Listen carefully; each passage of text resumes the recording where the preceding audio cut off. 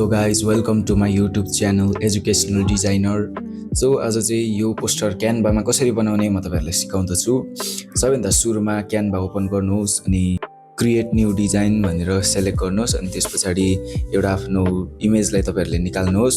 So यहाँनिर मैले चाहिँ एउटा यो इमेजलाई निकालिसकेको छु, मैले यो डाउनलोड गरेको थिएँ। अनि त्यस पछाडि टुल्समा गएर यो सेपलाई सेलेक्ट गर्नुहोस्, यो सेपलाई। अनि त्यस पछाडि यो सेपको कलर तपाईँहरूले चेन्ज गर्न सक्नुहुन्छ। यो चाहिँ ब्याकग्राउन्डसँग मिल्यो नि त, अनि त्यही भएर यहाँनिर कलर अप्सनमा गएर चाहिँ मैले यो सुहाउने कलर मैले यहाँनिर चुज गरेँ। अनि यहाँनिर हेर्न सक्नुहुन्छ यो वाइट चाहिँ मलाई एकदमै सुहाएको जस्तो लाग्यो होइन। त्यस पछाडि यसलाई अलिकति एडजस्ट गरेर यसलाई यस्तो के भन्छ इन्भर्टेड वाइ टाइपको तपाईँहरूले यहाँनिर बनाउन सक्नुहुन्छ। अनि यसले चाहिँ के गर्छ भन्दाखेरि यहाँ यो बिचमा चाहिँ इमेज राख्यो भने 3D टाइपको देखाउँछ होइन। त्यस पछाडि इन्भर्टेड वाइ खालको यहाँनिर यो रिफरेन्सलाई बनाउँदैछौँ ब्याकग्राउन्ड। अनि त्यस पछाडि तपाईँहरू हेर्न सक्नुहुन्छ यहाँनिर यस्तो छ।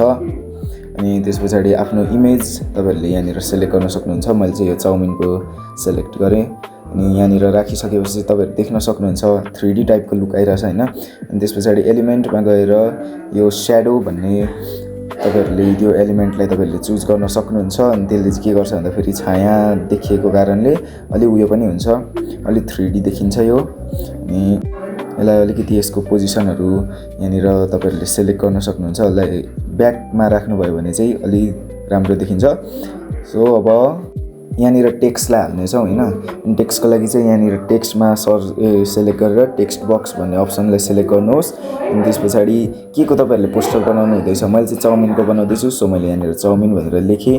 अनि आफूलाई मन परेको फन्ट तपाईँहरूले यहाँनिर फन्ट भन्ने अप्सनमा गएर क्लिक गर्न सक्नुहुन्छ, चुज गर्न सक्नुहुन्छ। अनि मैले चाहिँ यो फन्टलाई युज गरेँ। अनि त्यस पछाडि यसको फन्ट साइज अलिकति बढाएर यहाँनिर तपाईँहरूले आफूलाई चाहिएको साइजको बढाउन सक्नुहुन्छ यो टुलबाट। अनि त्यस पछाडि अझै अर्को टेक्स्टलाई पनि म हाल्छु यहाँनिर टेक्स्ट बक्समा सर्च गरेर चिल्ली चाइना भन्ने यो टेक्स्टलाई। अनि यो फन्ट तपाईँहरूले सेलेक्ट गरेर तपाईँहरूले राख्न सक्नुहुन्छ। अनि त्यस पछाडि यसलाई पनि म यहाँनिर अलिकति माथि सेलेक्ट गर्छु। अनि यसको कलर पनि अलि अर्कै मलाई बनाउनु मन लाग्यो, सो मैले अर्को कलर यहाँनिर युज गरेँ।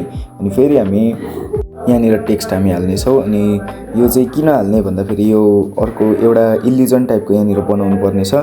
सो मैले यो फन्टहरू पनि सेलेक्ट गरेँ। अनि यसको साइज पनि अलिक ठुलो बनाउन सक्नुहुन्छ। अनि यसको कलर यहाँनिर मैले सेतो बनाएँ। सेतो किन भन्दाखेरि अहिले तपाईँहरू देख्न सक्नुहुन्छ सबैभन्दा सुरुमा यसलाई कपी गर्नेछौँ। अनि सबै स्क्रिन नै भरिने गरी कपी गरिसकेपछि हामी यहाँनिर लेयर भन्ने अप्सनमा गएर यो सबैलाई हामी सेलेक्ट गरेर ग्रुप गर्नेछौँ। अनि त्यस पछाडि यो सबै सेलेक्ट भइसकेपछि यहाँ ट्रान्सपेरेन्सी भन्ने अप्सनमा हामी जाउँ। अनि यो ट्रान्सपेरेन्सीले चाहिँ के गर्छ भन्दाखेरि यसको यो ओपासिटीलाई बढाउने घटाउने गर्छ। अनि यही हो मैले बनाउनु खोजेको चाहिँ यो ब्याकग्राउन्डमा यस्तो देखिन्छ होइन। यो तपाईँहरूले फेमस पोस्टरहरूमा देख्नुभएको होला यो खालको तपाईँहरूले डिजाइन। सो यस्तो डिजाइन बनाउनुको लागि चाहिँ त्यसरी बनाउनुपर्छ। अनि फेरि एलिमेन्ट भन्ने अप्सनमा गएर मैले यो एरोलाई चुज गरेँ। अनि यो एरो चाहिँ किन भन्दाखेरि एकछिनमा म तपाईँहरूलाई देखाउँछु। अनि फेरि एलिमेन्टमा जानुहोस् अनि तपाईँले एब्स्ट्र्याक्ट ब्रस सेप्स भनेर यसलाई सर्च गर्नुहोस्। अनि यहाँनिर यो ब्रसको सेपहरू आउँछ होइन। अनि मैले चाहिँ यो अप्सनलाई मैले सिलेक्ट गरेँ। अनि त्यस पछाडि यसको कलरलाई म यहाँनिर ब्ल्याकमा म चेन्ज गर्छु। सबैभन्दा सुरुमा चाहिँ यसलाई सबैभन्दा अगाडि ल्याउँछु म लेयरबाट, किन भन्दाखेरि सेलेक्ट गर्नुको लागि सजिलो हुन्छ। अनि त्यस पछाडि यसको कलर मैले ब्ल्याक युज गरेर यहाँनिर फेरि एउटा टेक्स्टलाई हाल्नुपर्ने हुन्छ। अनि यो टेक्स्ट चाहिँ के भन्दाखेरि 50% डिस्काउन्ट छ है भनेर हो। अनि यो 50% डिस्काउन्ट भनेर यहाँनिर मैले लेखेँ। अनि त्यस पछाडि यसको यो फन्टलाई पनि मैले चेन्ज गर्छु।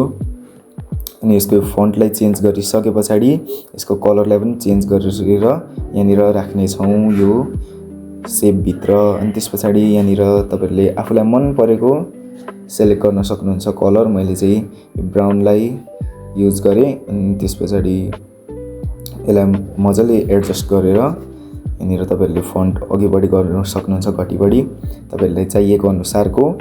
यहाँनिर तपाईँहरूले डिजाइन देख्न सक्नुहुन्छ। अनि फेरि हामी यहाँनिर टुल्समा जानेछौँ। अनि यो रेक्टेङ्गललाई मैले यहाँनिर चुज गरेँ। अनि यो रेक्टेङ्गलभित्र चाहिँ एउटा टेक्स्टलाई लेख्नुपर्ने हुन्छ होइन। अनि यसको कलरलाई पनि तपाईँहरूले एडजस्ट गर्न सक्नुहुन्छ तपाईँहरूलाई चाहिए अनुसारको। मैले चाहिँ ब्ल्याक बनाएँ। अनि फेरि त्यस पछाडि टेक्स्टमा जानेछौँ। अनि त्यस पछाडि यहाँनिर अर्डर नाउ भनेर यो टेक्स्टलाई म लेख्छु अनि यो टेक्स्टलाई चाहिँ यो रेक्टेङ्गलभित्र हाल्छु होइन। अनि त्यस पछाडि यसको यो फन्टहरू साथै कलर पनि मैले चेन्ज गरिदिएँ। अनि तपाईँहरूलाई पनि तपाईँले चाहेअनुसारको सेलेक्ट गर्न सक्नुहुन्छ।